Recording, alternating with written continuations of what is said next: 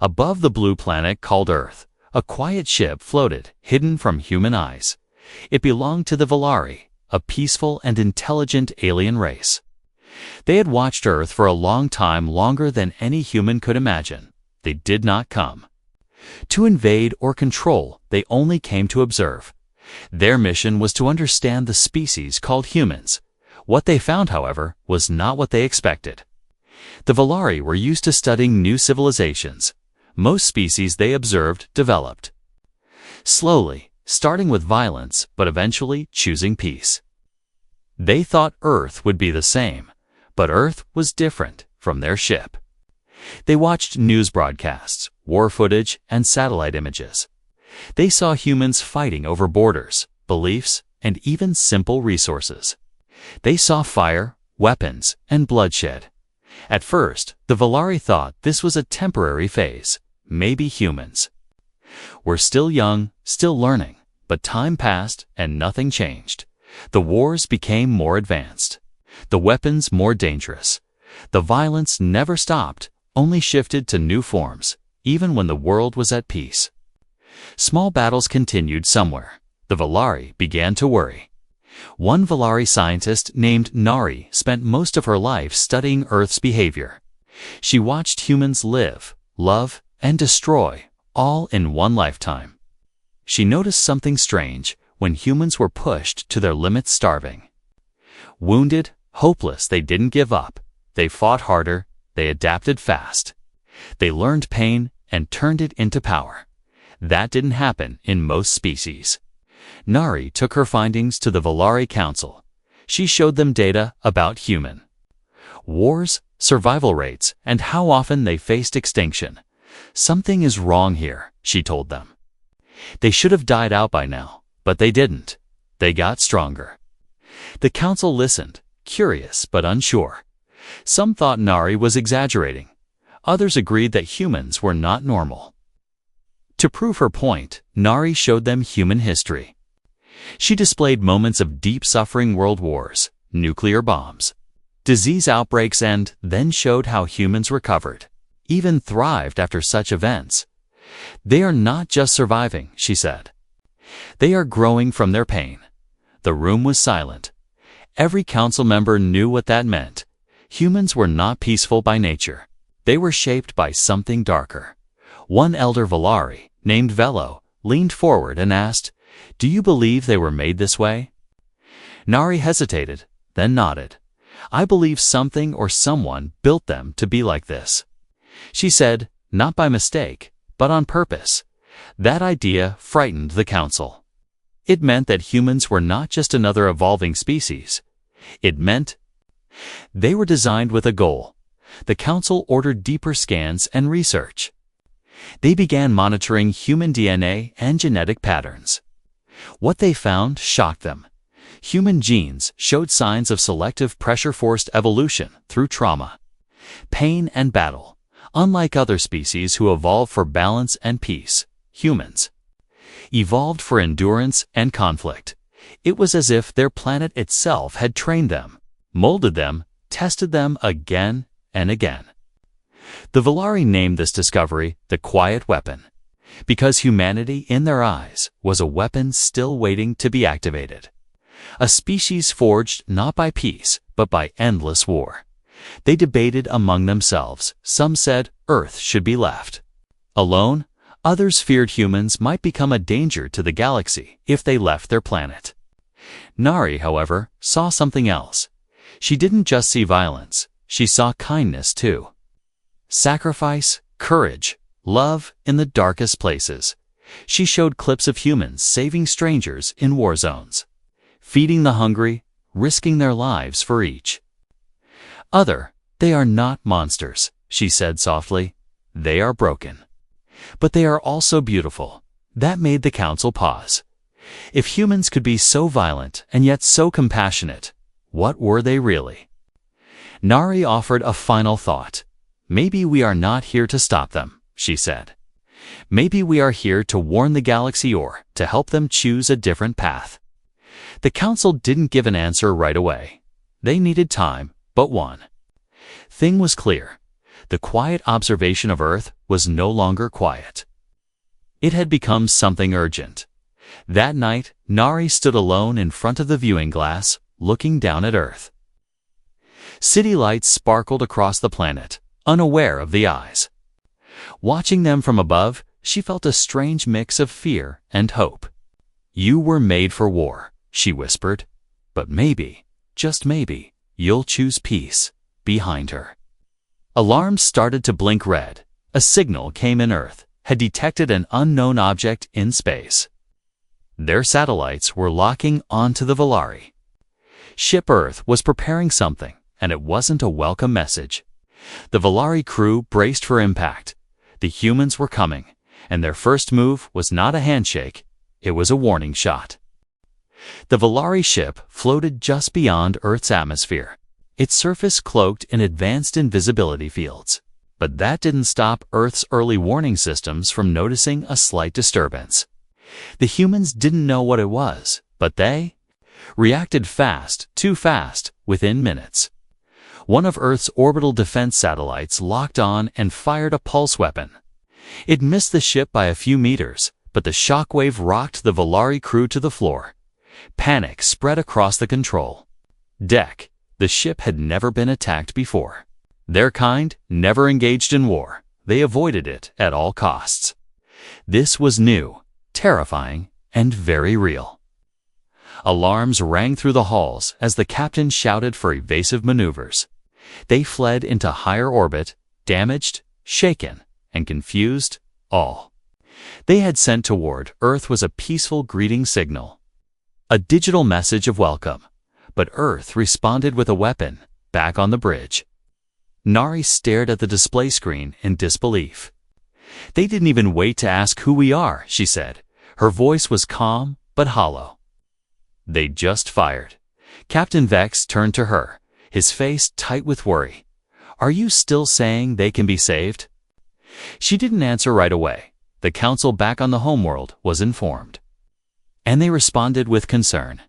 They had seen human aggression in history, but now they had tasted it directly.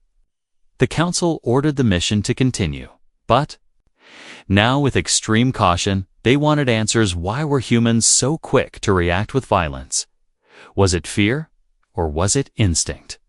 Nari and her team began to dig deeper. They started analyzing something more specific: human biology, not just behavior, using long-range scans and advanced bioreaders. They examined samples of Earth's population from orbit. The results shocked them more than any missile ever could. Humans were not built like other species. Their bones were dense, able to heal faster than normal. Their muscles responded well to resistance and stress.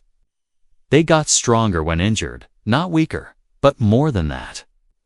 Their nervous systems were wired to handle extreme levels of pain.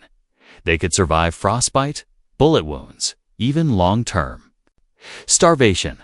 One scan showed a child with broken fingers still playing, laughing like nothing happened. That was not normal, it was something else. Even stranger was the human brain. In most species, the brain avoids trauma, forgets pain quickly to protect itself. But humans did the opposite. They remembered pain clearly. They studied war, they wrote about suffering, and then passed it on through generations. Their minds turned pain into knowledge and into stories. Nari whispered, "They train their young with legends of pain." She and her team uncovered something deeper. Hidden in the genetic structure of humans, there were markers, indicators of forced evolution.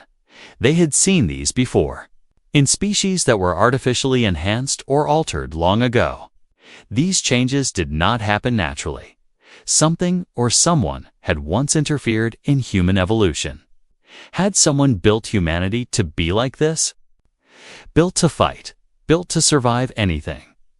Nari stared at the genetic code of a human soldier scanned from a battlefield decades ago. His DNA held sequences that activated only during extreme trauma: emergency adrenaline, rapid muscle repair, increased oxygen efficiency. "This is not random," she said. "This is purpose." One of the other scientists asked, "Purpose for what?" Nari looked at Earth glowing below them and replied, "To survive what no one else could, the team began to collect evidence from human history. They searched through Earth's electromagnetic data, streams, news, files, broadcasts, even old videos left floating in orbit. They watched scenes from humanity's darkest hours, wars, genocides, bombings, revolutions, disasters both natural and man-made. They saw humans rise again and again from things that should have wiped them out. They don't die," whispered one young Valari. "They evolve." The data was sent to the Council in real time. And panic started to grow. Some Valari leaders wanted the ship recalled immediately. Others believed Earth needed to be isolated and watched forever. But Nari disagreed. She believed humanity wasn't just built for destruction. She saw something else hidden in the chaos. She began showing the team other videos footage of humans running into burning buildings to save strangers. Soldiers giving their lives for children. Doctors risking their own safety in war zones to treat the wounded. "They are made for war," she said, "but they choose kindness again and again." That, to her, was the most terrifying part. Not the violence, but the mercy. Captain Vex wasn't convinced. "We see both the violence and the compassion, but which one will they choose when the galaxy finds them?" Nari looked at the screen, where Earth turned slowly in space, beautiful and blue. She didn't have the answer yet. Suddenly, a second pulse signal from Earth rose toward their ship. This one was not a weapon, it was a scan. A radar sweep trying to find them. Earth knew something was up there now. The humans were not going to wait much longer to act again. The Valari had to make a choice: pull away or continue the mission. Nari voted to stay. "We are close," she said. "We found something ancient in their DNA, and it's not from this world."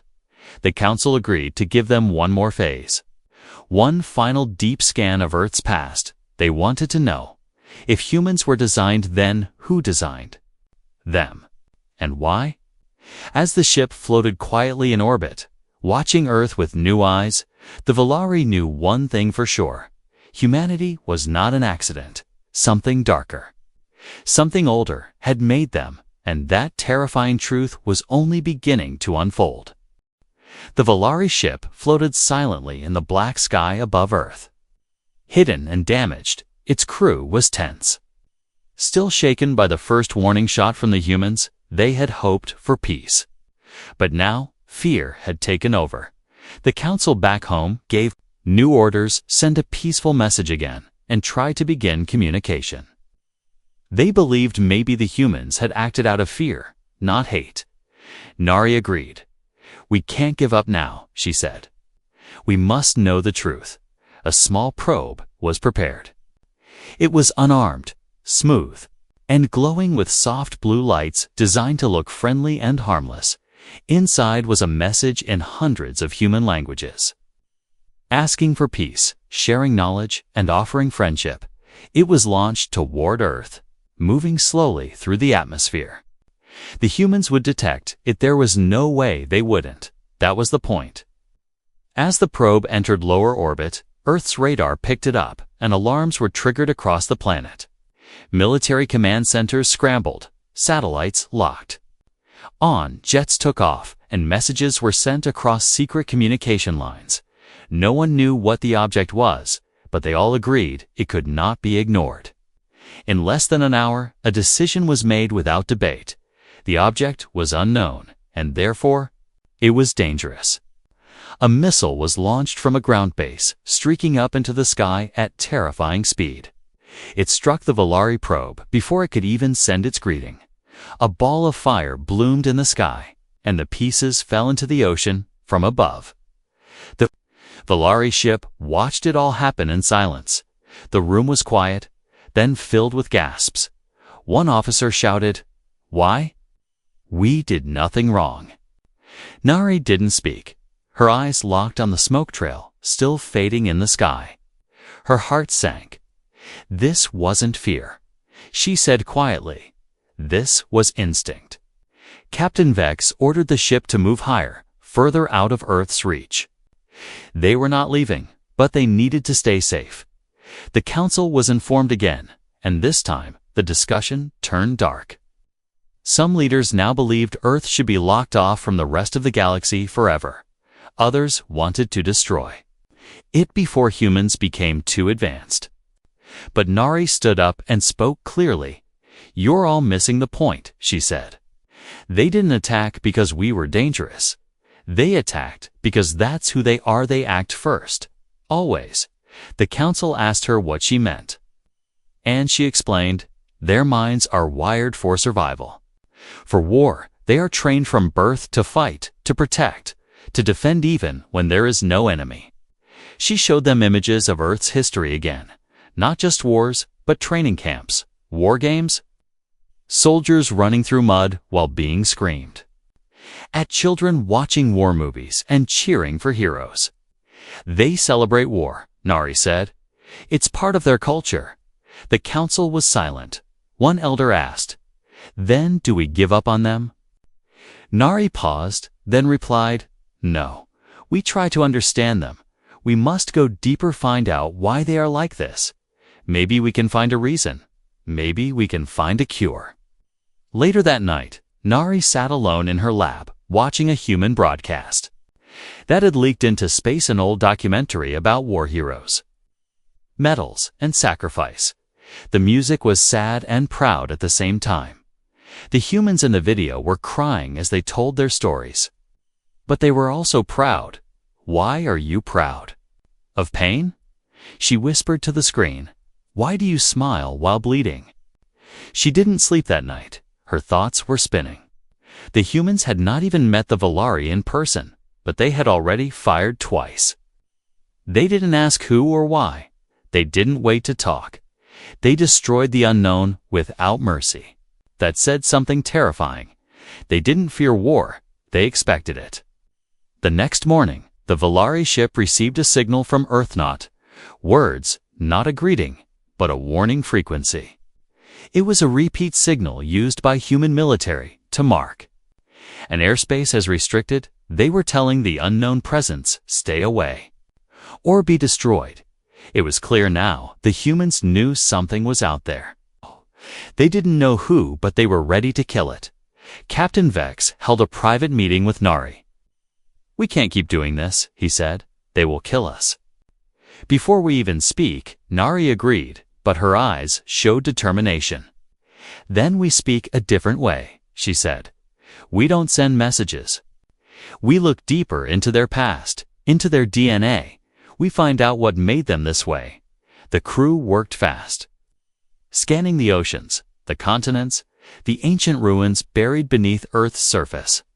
They found strange signals, old ones, buried deep under the Arctic ice, machines that didn't match human design, shapes too advanced. "Too old, too alien," Nari gasped. "They were changed. Long ago," she said. "Someone touched their evolution." Suddenly, everything started to make sense. The aggression, the survival, the way humans adapted to pain. It wasn't just nature. It was engineered thousands of years ago. Something had shaped humanity like a weapon left behind. The enemy didn't arrive yet, but the weapon was already built, and its name was human, back on Earth. Humans were now scanning the sky constantly, waiting, watching, ready to strike again. They didn't know what was watching them, but their instincts screamed that something was near. And their instincts were never wrong. High above them, Nari stared down at Earth, her voice barely a whisper. "You don't know what you are, do you?" She said. "You were made to fight something, and now the galaxy might need you to remember that." But until that day came, one thing was certain: peace was not an option. Not with humanity, not yet. Deep in space, the Valari ship moved to a safe orbit far beyond Earth's reach. Everyone on board was silent, watching Earth spin slowly below. 3 peaceful attempts had been made. 3 had failed. The humans had attacked twice, and then sent a warning signal The message was clear: stay away. But Nari refused to give up. She was more curious than ever, not just about Earth's people, but about the truth behind their creation. Why were humans like this? What had made them into such dangerous survivors? Her team began searching Earth's data streams for answers. Over the years, thousands of human signals had leaked into space TV shows, news reports, radio messages, and old military records. These signals were weak and broken, but Volari computers were powerful within hours. They recovered footage no human had seen in decades. Nari watched as black and white images filled the screen. Soldiers running through mud, cities destroyed by bombs, children hiding in shelters. She saw the faces of people who had lost everything, but their eyes still burned with something fierce. Not fear, not sadness, something else. It was determination. They kept digging, looking deeper into history. They watched speeches from old human leaders, voices full of fire, shouting about freedom, enemies and sacrifice. They saw armies rise and fall, entire generations trained for war. Generation after generation, the pattern never stopped. But then, something strange appeared in the records. An old documentary showed a survivor from World War II, an old man sitting in a wheelchair. He said, "We were never allowed to be soft. Our world made sure of that." He looked into the camera and added, "Maybe we were never meant for peace. Maybe we were built for something else." Those words hit Nari like a bolt of electricity. She paused the video, replayed the sentence over and over again. Built for something else. She whispered. Her mind began racing. What if the war-loving part of humans wasn't their fault? What if it had been put there long ago? They searched older archives, deeper records, and uncovered something even more chilling. Ancient carvings from Earth's oldest civilizations, symbols of war gods, weapons, and battles, even in prehistoric times, long before countries, long before machines. Humans had been fighting. From the very start, they were warriors. Other species in the galaxy had history too. But their wars ended after technology brought comfort and understanding. But humans had advanced and yet never let go of the blade. Instead, they made the blade sharper, faster, stronger. Why? As they searched further, one scientist named Eero found something unexpected, a strange frequency coming from Earth's polar region.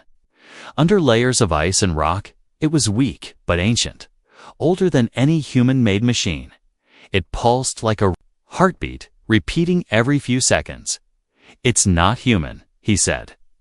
It was buried before humans ever learned to farm. They sent remote scans deep into the earth, passing through solid rock and ice.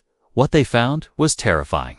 A structure, massive and artificial, shaped like a black circle with sharp edges. It looked like a sleeping machine, cold and silent. But its design didn't match any known alien technology. Not even Volari knowledge could explain it. This discovery shocked the entire ship. The Volari called the council immediately, showing them the images. Nari stood in front of the display and explained. This structure was placed here before human civilization began. And look at the timing after its placement. The human species began to change rapidly. The data was clear. Something or someone had placed a machine on Earth that altered humanity's future. The humans didn't even know it existed, but they had been shaped by it ever since.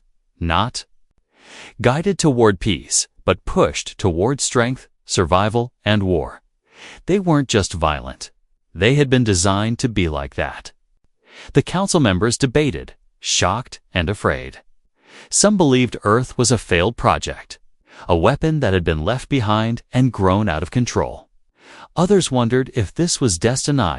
The humans were meant to face something the galaxy hadn't seen yet. Nari didn't speak during the debate.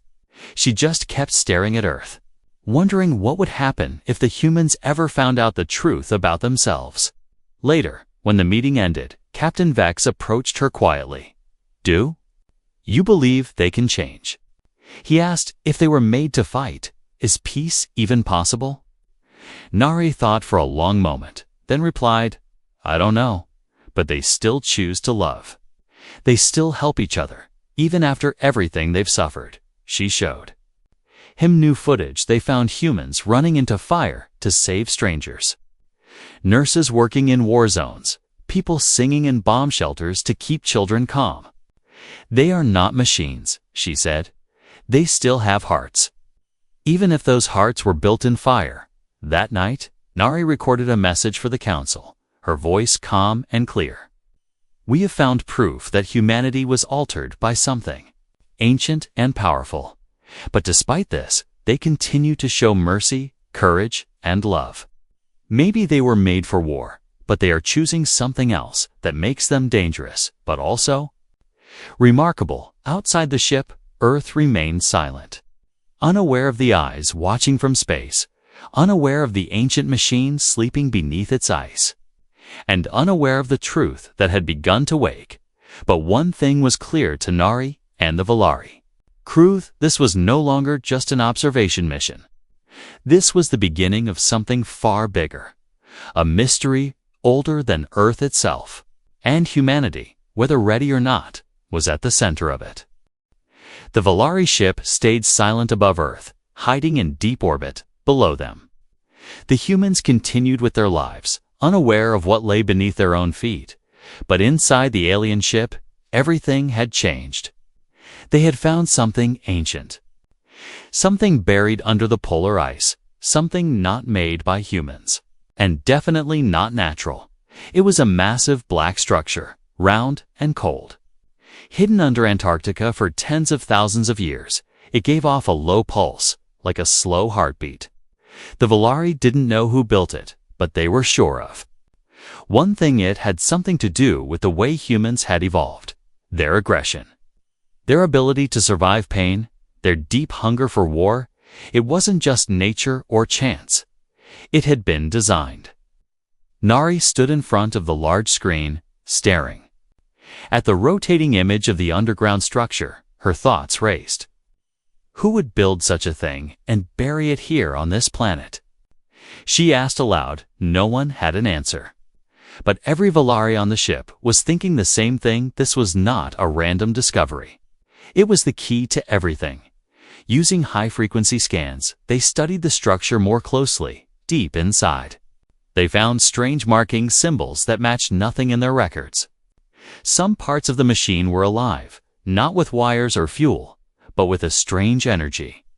It seemed to respond when humans experienced extreme emotions: anger, pain, fear, courage. Every time a large event happened on Earth, the machine pulsed, stronger, as if it were feeding off the chaos. Captain Vex called an emergency meeting. "This changes everything," he said. "We came to study them, but now we see they are part of something far older." The crew looked at each other, worried. "What if this machine is not finished?" one asked. "What if it's still doing something to them?" Nari nodded slowly. "Then humanity is still being shaped," she said, "and they don't even know it." They began scanning Earth's oldest records, digging into myths, legends, and ancient ruins. What they found was disturbing. Across all continents, across all time periods, humans spoke of beings that came from the sky, that gave them knowledge, power, and sometimes pain. Different names and different cultures, but the pattern was the same. Visitors from the stars who changed everything. Some stories said the sky beings created humans from dust and fire. Others said they gave humans weapons, taught them how to fight, how to conquer. These stories may not be stories, Nari said quietly. They might be memories, passed down for thousands of years. The Valari now believed humans had been part of a larger plan. A project, maybe even a weapon, created long ago and left behind. But why leave it on Earth? Why make humans this way? They didn't know, but one thing was certain: was not just a planet. It was a test site, and humanity was the result, The more they studied, the more the Volari saw the signs. Human bodies were made for endurance. Their muscles responded quickly to stress. Their bones healed fast. Their brains were built to remember trauma, but also to learn from it. They got smarter with pain, stronger with suffering. It was unnatural. No species should evolve like that on its own. Worse, the structure under Antarctica seemed to be connected to this process, not controlling humans, but guiding them, shaping their evolution slowly over time. Like a sculptor with clay, Nari said, pushing them toward something. The council back on the Volari homeworld was shaken. Some wanted Earth quarantined. Others wanted it destroyed. If humans are a weapon, they are not safe. One council member said, but Nari disagreed, if they are a weapon. They are also the most advanced one we've ever seen, she said, and weapons can choose who they fight for to prove her point. Nari showed the council live footage from Earth-human volunteers helping flood victims, strangers protecting each other in war zones, doctors risking their lives in deadly outbreaks. They were made in fire, yes, she said, but they still choose love. The council did not answer her right away. They said they needed time, but time was something they didn't have, because something else was beginning to happen. The pulse from the buried machine began to change. It grew stronger, faster. It started sending signals low. Ancient signals that moved through the planet. Earth's animals began acting strange. Weather patterns shifted slightly. Even Earth's satellites picked up the energy, but couldn't explain it. But the Volari knew something inside the machine was waking up. The humans had no idea. They were preparing for another war between their own nations, arguing over oil, land, and weapons. They were completely blind to the real danger underneath them, but Nari wasn't. This machine wasn't just built for the past, she said. It's waiting for something in the future. Captain Vex turned to her, serious and cold. And what happens when it finishes its work? Nari didn't answer right away. She just looked down at Earth, so full of life and death, love and hate, war and healing. Then the galaxy will see the final form of humanity, she said, and it may not survive it. One thing was now very clear: humans were not just survivors, they were being shaped into something. Not by choice, but by design. Something was coming, something the machine had been preparing them for, and the terrifying part. The Volari ship floated silently in deep orbit, its crew disturbed and confused. The signals from the ancient machine under Earth's ice were growing stronger. They had watched it for days, hoping it would fade again, but it didn't. It pulsed louder and faster, as if it was no longer sleeping. Something inside it was waking up, something old and patient, and possibly dangerous inside the ship.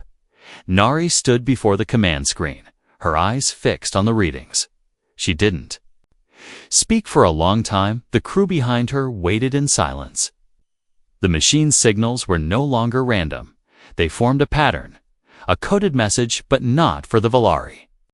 This message was meant for Earth. For humans, it's calling out to them. Nari said finally, not in words, but in feeling, in energy. The machine wasn't speaking in a language. It was sending raw emotion, rage, fear, courage, survival, and something else. Hunger, not hunger for food, but for battle, for challenge, for victory. The council back on the Volari homeworld demanded answers. Is the machine a threat to the galaxy? One leader asked. Not yet, Nari answered. But it's guiding humanity toward something. It's pushing them toward a final shape. Something the galaxy may not be ready for. While the Volari debated, humans on Earth were reacting without even knowing. Wars between nations began to heat up again. There were more protests, more political tension, more small-scale conflicts. It was like something deep inside the human spirit had been stirred. The pulse from the machine had touched them without words, only emotion. They're feeling it, Nari said, even if they don't understand why. Her team confirmed strange behavior in many places, more aggression. But also more courage, more resistance. Some humans were breaking under the pressure, while others were rising like never before. Then something unexpected happened. A group of Volari scientists found old star maps inside the machine's signal. It wasn't just calling Earth. It was calling out to the stars. It was broadcasting locations, coordinates, pieces of a much larger puzzle. "It's not alone," whispered one of the crew. "This machine is part of a network." The idea was terrifying.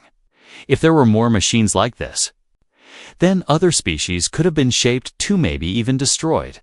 But what made Earth unique was that humanity had survived its shaping. They didn't break. They became stronger, harder, and more unpredictable. Nari sent a message to the Council. "We must tell the Galactic Union," she said. "This is not just about Earth anymore. The entire galaxy may be in danger," but the Council hesitated. Some feared that warning the galaxy would cause panic. Others still believed Earth should be isolated or even destroyed before the transformation finished. One brave voice in the Council, Elder Saran, spoke softly. "Or perhaps," he said, "we need them." Everyone turned to him in shock. "We are peaceful." "Yes," he continued, "but if something ancient is returning, something dark, then we will need warriors." Nari understood what he meant. "The humans may have been made for war," she said, "but they also choose. They are not slaves to their design." She played a video of a human medic, saving lives in a war zone, refusing to carry a weapon.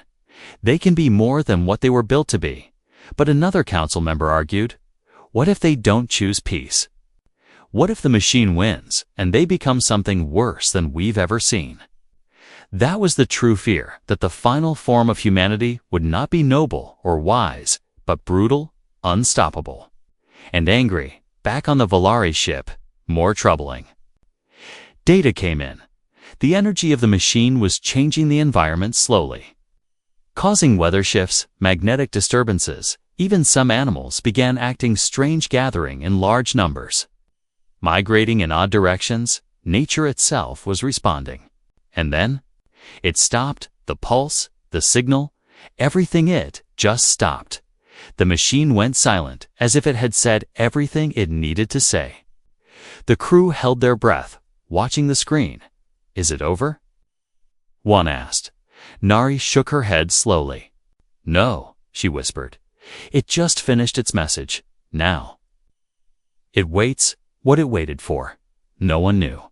But Nari felt the answer inside her chest. Teed was waiting for humanity to choose. To awaken, to rise or fall. The transformation was not in their bodies now, was in their minds. In their hearts, the real test was beginning. The Volari ship turned its scans toward Earth's major cities, watching carefully, looking for signs of change. What they saw shocked the max of courage. Rebellion, kindness, and war, all at once, all across the globe. It was like Earth had caught fire, not with flame, but with spirit. The Galactic Union was finally informed, and panic spread across the stars. Some species called for a blockade of Earth. Others wanted to open peaceful contact immediately. A few even offered to help humans heal. But Nari warned them all. "They don't need saving," she said. "They need understanding." But not everyone agreed. The council feared waiting. Too long could be dangerous. If they turn hostile, it will be too late, one leader warned. Yet Elder Suran reminded them, "We have watched many races die in peace. Perhaps we need one that can survive war." And so a new plan was made. The Volari would not attack, and they would not flee. They would remain above Earth, watching and waiting. The galaxy would wait too, afraid but curious. Because something ancient had returned to Earth, a message had been received, a species had been shaped. And now humanity was waking up, not as victims, not as monsters, but as something entirely new. something the galaxy had never seen before and could never forget. From deep space, the Volari ship continued to orbit Earth. Silent and hidden, every day they watched humanity with growing tension. The machine under Antarctica had gone quiet, but the changes it triggered were still happening across the planet. Earth looked the same from above: clouds, oceans, green land, but the energy had changed. Something inside the humans was waking up. In cities, people were growing restless. Some feared another world war. Some felt stronger and braver than ever before. There were more protests, more resistance, more people standing up for justice, kindness, or survival. It was like a new fire had been lit in their souls. The ancient machine hadn't spoken in words, but its message had reached them. Inside the Volari ship, Nari studied Earth with careful eyes. She watched a young girl in a war-torn village risk her life to save her injured brother. She saw a firefighter carry an old man out of a burning building while bombs fell nearby. These acts were everywhere, small but powerful. They are choosing, she whispered, choosing who they want to be. The Galactic Union had sent its own spy ships to monitor the situation. The galaxy was divided. Some species were terrified of what the humans were becoming. Others saw hope, a new ally who could stand against coming threats. Because now everyone agreed on one thing: something dangerous was on the way. Something ancient and unstoppable. Many believed the machines, like the one under Earth's ice, were built long ago by a forgotten race. These machines were left behind on different worlds, designed to shape warriors, protectors, or something more. But most of those machines had been destroyed or never activated. Only Earth's had completed its work. Humanity was its final creation. One council leader said, "We don't know if they will be our saviors or our end." That fear spread fast. Nari knew this moment was critical. Earth stood on a line between becoming a force for peace or a force of destruction. And nobody, not even the humans, knew which way they would fall. Then something unexpected happened. A strange object was detected entering Earth's solar system. It moved fast, too fast for a comet or asteroid. It didn't respond to any signal. The Union feared it might be one of the creators of the ancient machines, or worse, one of their enemies. As the object got closer, Earth's space stations picked it up and sent alerts. Governments prepared for impact. Armies stood ready. Missiles were powered up. But even though the object was massive, it did not attack. It simply stopped. Floating just outside Earth's orbit, the Volari ship scanned ET. Wasn't like any technology they had seen before. It pulsed with old energy, similar to the machine under Antarctica. "It's here for Earth," Captain Vex said. "Maybe it came to see if the humans are ready." Earth sent no message, but the world reacted in its own way. Across countries, people stopped fighting. Just for a moment, everyone was watching the sky, waiting for something to happen. Leaders held emergency meetings. Scientists tried to make contact, but the object didn't move, didn't speak. It only waited. Inside the Volari ship, Nari turned to the crew. "This is the moment," she said. "The humans will face a choice: run, fight, or rise." Then came the shock. A human ship, small and outdated, launched from Earth and began to approach the unknown object. It carried no weapons, only communication gear and a crew of brave explorers. The whole galaxy watched as the human ship reached the alien object and stopped beside it. There was no battle, no noise, just silence for hours. The two ships floated side by side, exchanging signals no one could translate. But something passed between them, something powerful, not just information, but understanding the human. Ship returned safely, carrying a message too complex to read, but the pilot said one sentence before landing. "We are ready," he whispered. That message reached every star system, every council, every species. The humans did not ask for protection. They did not beg for peace. They simply said they were ready for whatever was coming, ready to stand, fight, or protect. No fear, no retreat. The Volari were the first to understand what it meant. The machine under Antarctica had shaped them for this very moment. Not to destroy the galaxy, but to protect it. Not to conquer, but to endure. They had been built for war, but chose to fight for life. Nari stood before the council once again. Her voice steady. We feared them, but we didn't understand. Them, she said. They carry chaos in their hearts. Yes, but also hope. They were made for battle. But they fight with love, and that is why they are dangerous, because they refuse to be only one thing. The galaxy listened, unsure what the future would bring. But one truth was now clear. Humanity had changed. The quiet species once trapped on a blue world had awakened. Not by accident, but by design. They were not perfect, not peaceful. But they were powerful, and now the stars knew their name. Human, built for war, but chosen for something greater. The stars above Earth were calm, but everyone watching from space knew that calm would not last. The Volari ship floated silently in deep orbit. Its scanners locked onto the dark object moving toward Earth. It was huge, twice the size of any known ship, made of metal darker than space itself. No lights, no message, just movement. Inside the Volari ship, tension filled the air. The crew had never seen anything like it. This was not a ship built for travel or trade. It was built for one purpose: power. It gave off an ancient signal, something that matched the energy of the machine buried under Antarctica. It's one of them, Nari whispered. Whoever built the machines.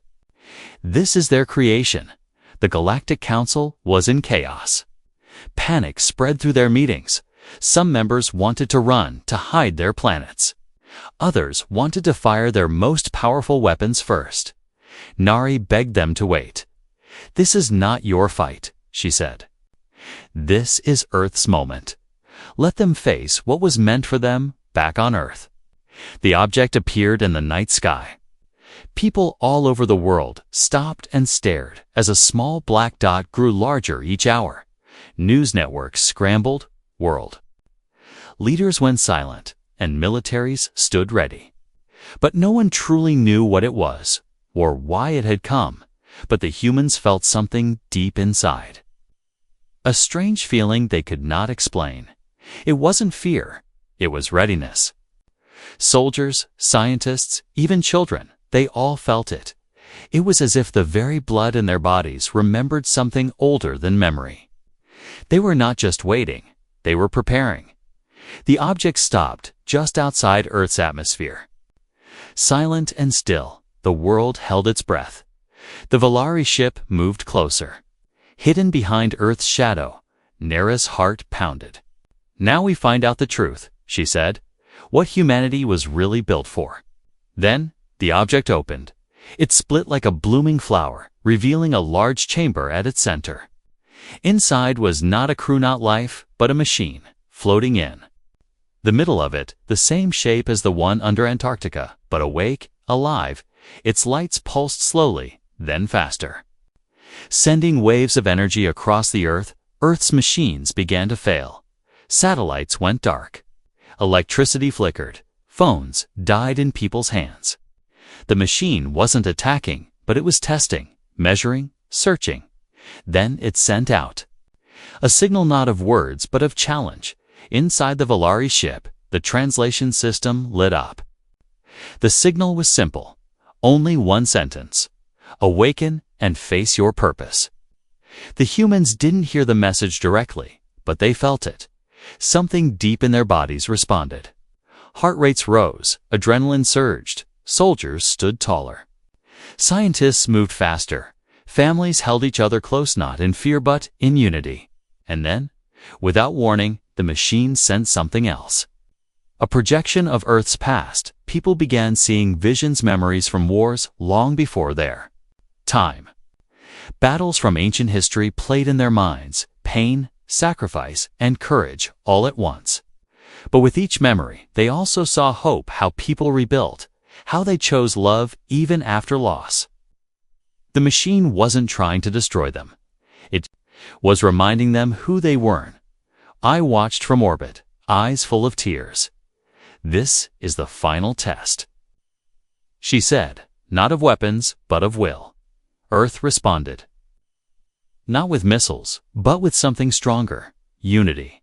The human nations stopped their own fights. Leaders spoke across old enemy lines. Aid was sent where needed. Scientists shared secrets. Even people in the streets began helping each other in ways the world hadn't seen in decades. They were not perfect, but they were rising. Then the machine sent one last signal. It formed a beam of light that shot down into Antarctica, into the heart of the buried machine. The ice cracked, the ground shook, and the buried structure rose from the frozen earth. For the first time in thousands of years, it stood in the open, humming with power, glowing like a second sun. And then it stopped. Both machines above and below fell silent. The test was complete. The challenge had been met inside the Valeri ship. Alarms stopped, lights returned to normal. The object in space closed itself again, and without a sound, it turned and began to leave. No destruction, no war, it simply vanished into the stars. The world below was quiet, but something had changed forever. Earth had been chosen, tested, and allowed to stand, not because it was peaceful, not because it was strong, but because it chose its own path, a path built on pain, but shaped by love. Nari looked down at the planet with awe. They passed, she said, not by becoming perfect, but by staying human. The Galactic Council received the full report. Their fear turned into deep respect. Earth was no longer just a planet of chaos and conflict. It was a world of fire-forged hearts, of people who had been built for war but who chose something more. The Valeri ship sent one final message to Earth, a message in every human language. It said, "We watched you, we feared you, but now we honor you. You were made for war, but you chose to protect. The stars welcome you." And so, the galaxy changed, not because of a weapon, but because humanity remembered what it truly was. Not perfect, not peaceful, but powerful, stubborn, kind, and ready for whatever came next.